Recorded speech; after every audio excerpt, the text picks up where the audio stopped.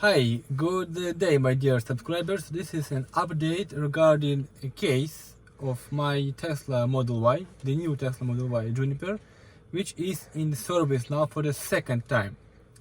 And so far, after like 11 days in service, yesterday I have received an important update, so I will show you.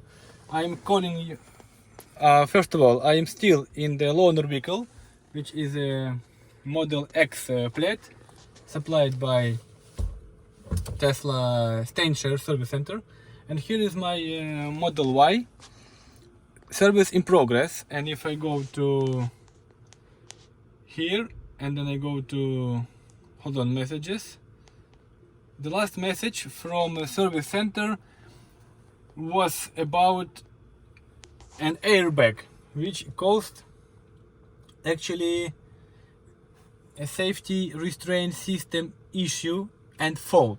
So here it says, hi Ashot, unfortunately we have to order a new seat for your car as we are not able to get an airbag. An airbag caused the fault code at this moment. Okay, so and the seat in subject is a driver's seat. And of course this does not make me any more happier. Instead, I'm upset with this issue. First issue was described in the video here in the pop-up link below, so check out that video. And the second issue continues 11 days already, and the delivery time for the new driver's seat will be around another 2 weeks, and completion expected to be also in 2 weeks.